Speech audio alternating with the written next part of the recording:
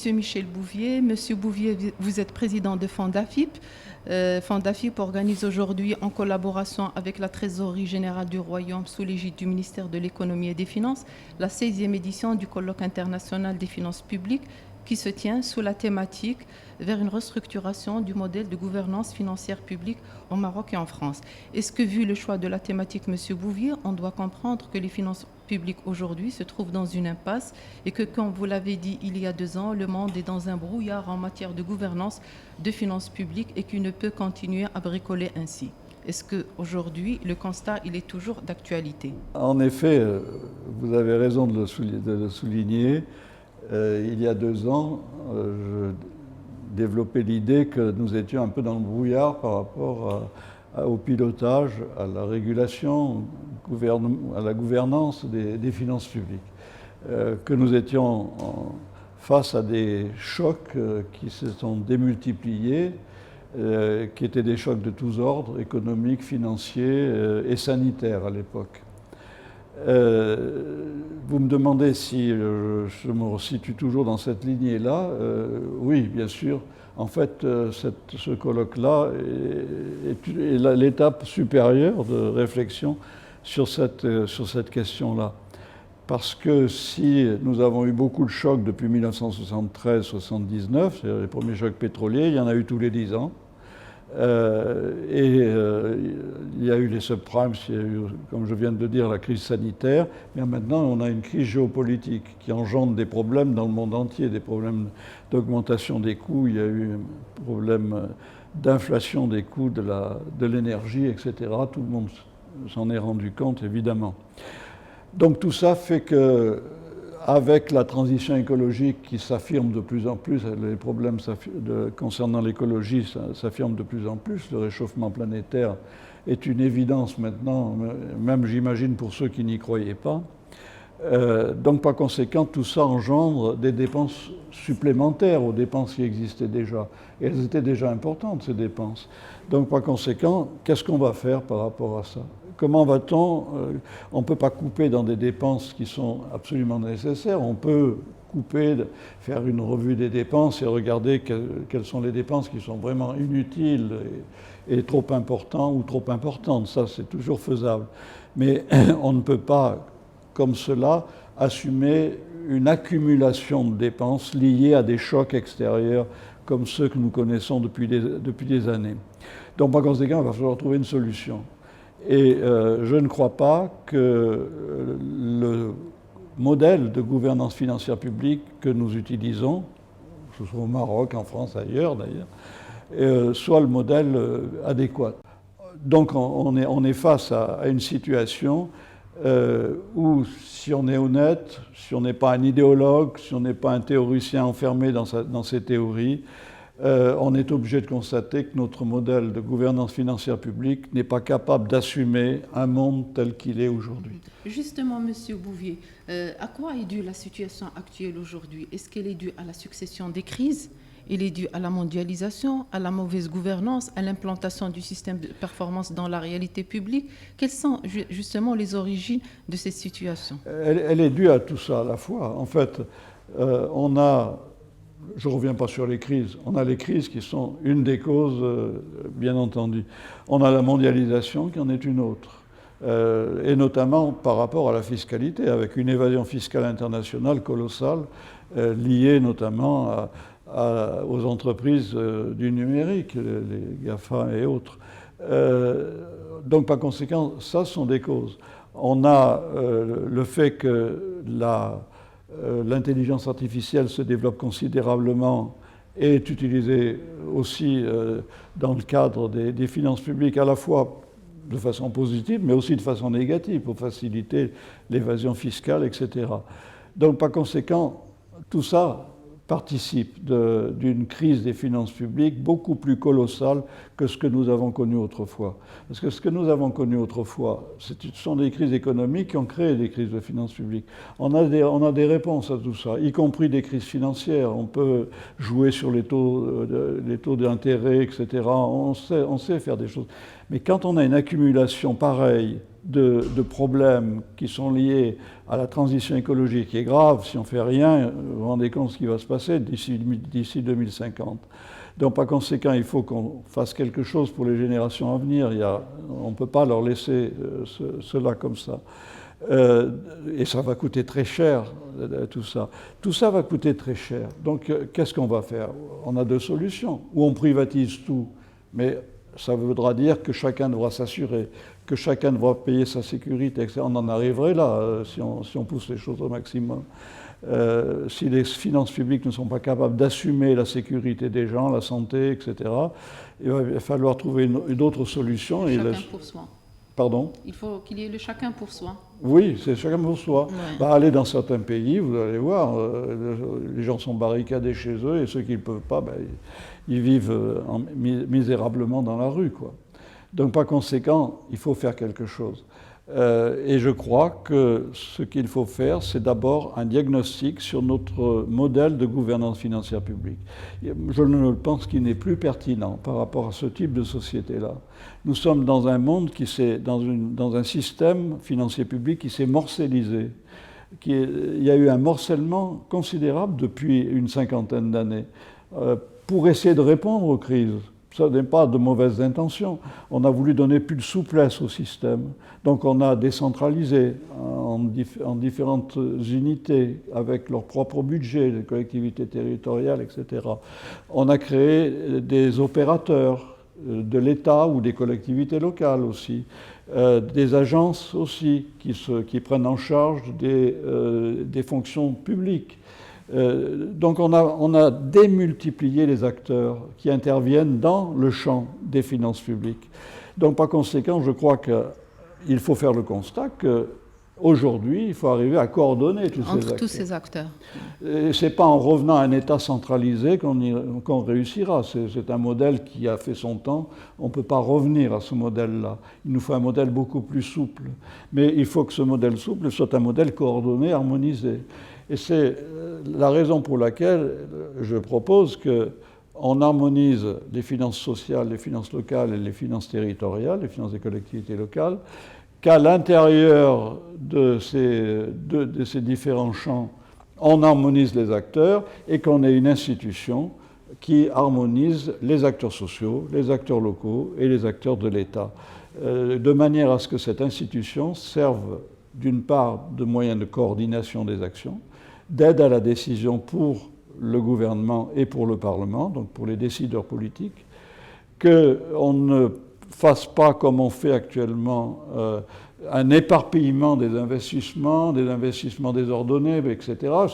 Ça paraît logique que les investissements soient désordonnés dans un système démembré. Chacun va faire ses propres investissements et puis ne va pas regarder que les autres font peut-être la même chose ou font des choses un peu similaires.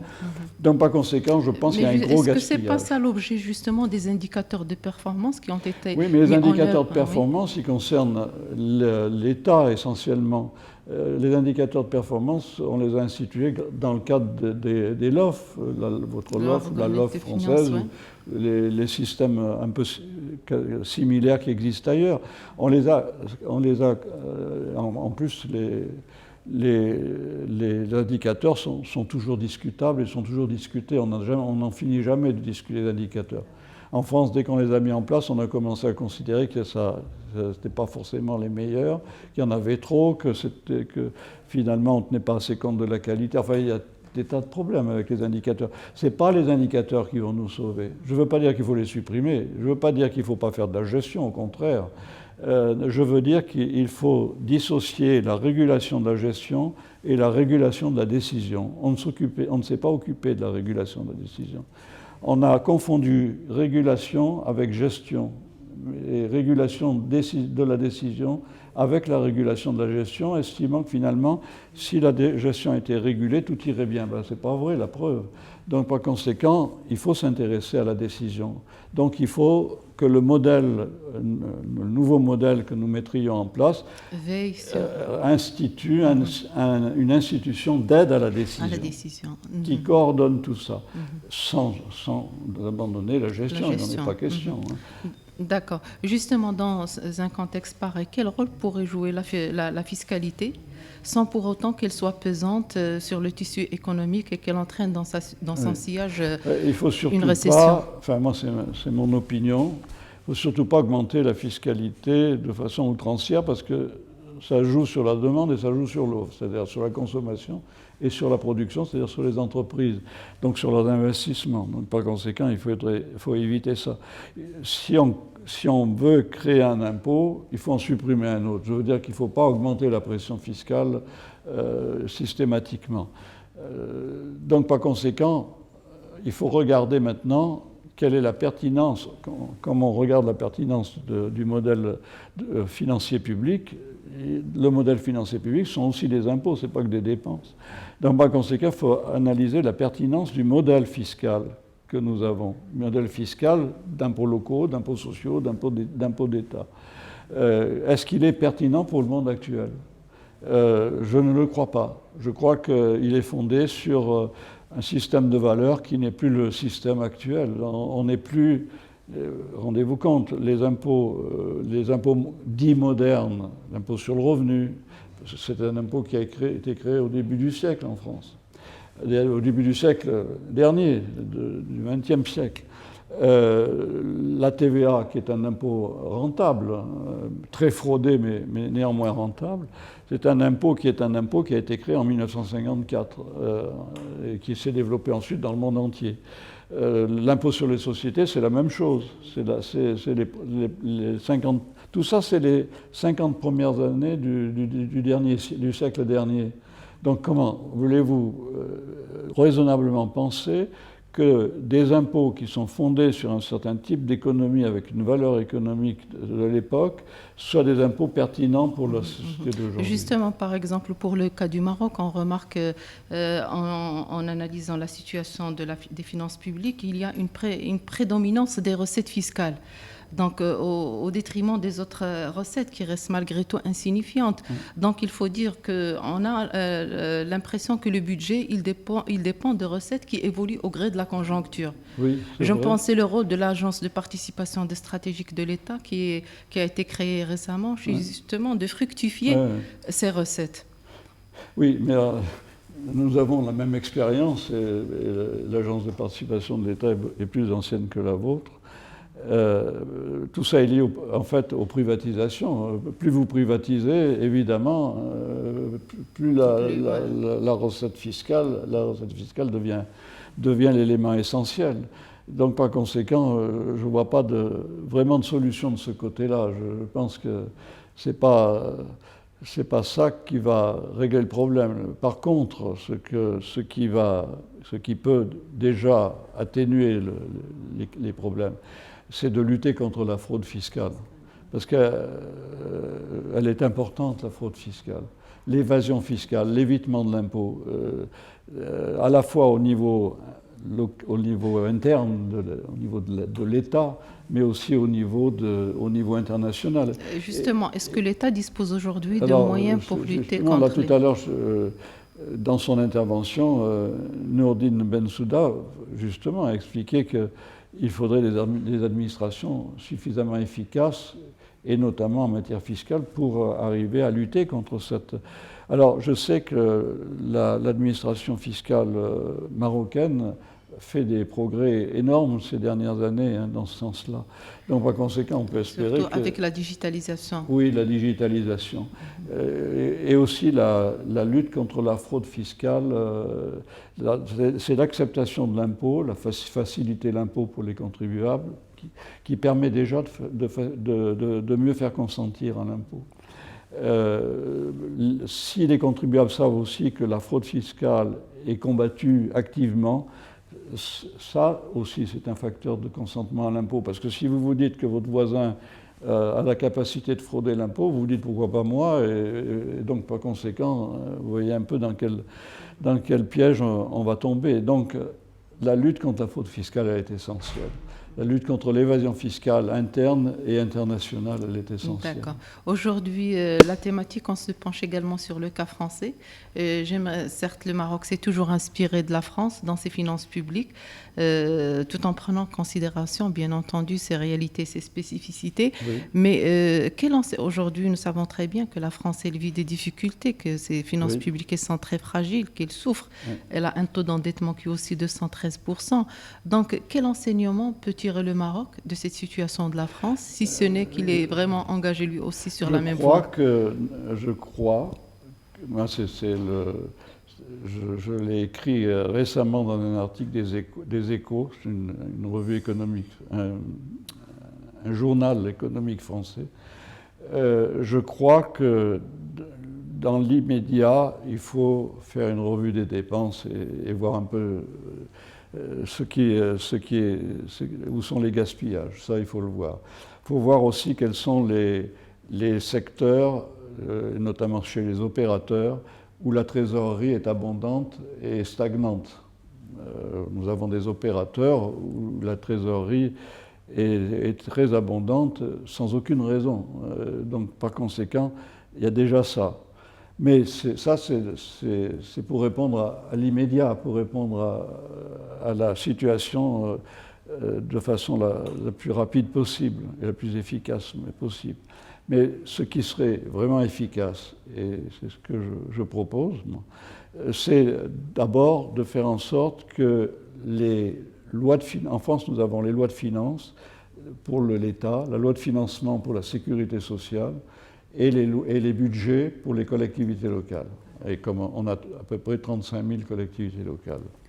Donc, par conséquent, en France, la loi de finances, elle est discutée au Parlement par la commission économique et des finances. La loi de financement de la sécurité sociale par la commission des finances sociales, de la sécurité des finances sociales. Ils ne se parlent pas. Et les collectivités locales, elles font tout leur budget dans leur coin, etc. Donc, par conséquent, il n'y a pas de cohérence entre tout ça. Ce qu'on disait tout à l'heure. Donc, je reviens sur ce que je vous disais tout à l'heure. Ouais. Je vous dis qu'il faut donner une cohérence à ça, sinon il y a des gaspillages, il y a des mauvais investissements. Des éparpillements, oui. Vous voyez, eh bien, ça, c'est vrai aussi pour le Maroc, je pense. Je crois que si le Maroc a quelque chose à faire et veut même aller en avant et se situer, je crois qu'il faut qu'il fasse dans l'immédiat ce qu'il y a à faire. C'est d'ailleurs ce qu'a signalé tout à l'heure monsieur. Mais il faut aussi travailler cette question-là de façon sérieuse et expérimenter une institution de ce type qui serait une institution de la décision. D'accord. Une dernière question, si vous permettez, Monsieur Bouvier, c'est qu'aujourd'hui, tout le monde est unanime que le Maroc s'est engagé sur des chantiers titanesques, très importants, mais qui restent quand même budgétivores. Vous, Monsieur Bouvier, je sais très bien que vous suivez de près l'actualité de l'économie marocaine. Est-ce que, vu l'état actuel des finances publiques du Maroc, est-ce que le Maroc a les moyens de ses ambitions ? Je crois que le Maroc, j'ai toujours pensé ça d'ailleurs, que les Marocains sont des gens extrêmement vivaces, futés, intelligents, débrouillards. Donc, moi je connais le Maroc depuis tellement longtemps que j'ai toujours entendu dire le Maroc va se casser la figure, etc. Mais moi je vois que le Maroc il avance et que le Maroc ne s'est jamais vraiment cassé la figure. Il y a eu des problèmes à certains moments, etc. bien sûr, mais ça c'est l'histoire de tous les pays. Mais si on regarde le Maroc de maintenant et le Maroc que j'ai connu quand j'étais étudiant, je peux vous assurer qu'il y a un écart considérable.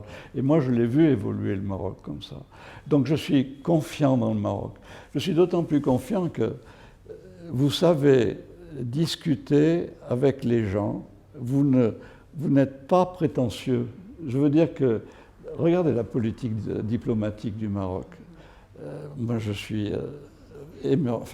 franchement, j'admire la manière dont ça se passe au niveau diplomatique. La dernière réunion de la France avec le Maroc, c'est admirable. Je veux dire que vous vous êtes débrouillés, mais d'une façon extraordinaire quand même. Donc, par conséquent, je ne peux pas dire que le Maroc va se casser la figure, parce que vous faites ça avec d'autres, vous avez des points d'appui un peu partout, vous avez l'intelligence des situations. Et donc, vous savez comment faire pour se débrouiller dans des situations qui sont... Je me rappelle, moi j'étais là quand il y a eu le tremblement de terre, comment ça a réagi. Je veux dire que c'est... Bon, il y a des problèmes, je le sais, je connais tout ça, mais je sais que si on regarde les choses de façon dans le temps, et si on regarde dans l'espace qui se passe aussi maintenant, je crois que vous n'avez pas trop de soucis à vous faire. Il y a des gens comme vous aussi, je vous suis, je vois ce que vous faites des choses extraordinaires aussi. Vous faites de la bonne information. Merci pas beaucoup. des informations tronquées, etc. Vous expliquez les choses, et notamment des choses difficiles, hein, des choses économiques dont vous parlez, qui ne sont pas des choses faciles. Et vous savez les rendre faciles. Vous savez faire développer une culture économique et une culture des finances publiques.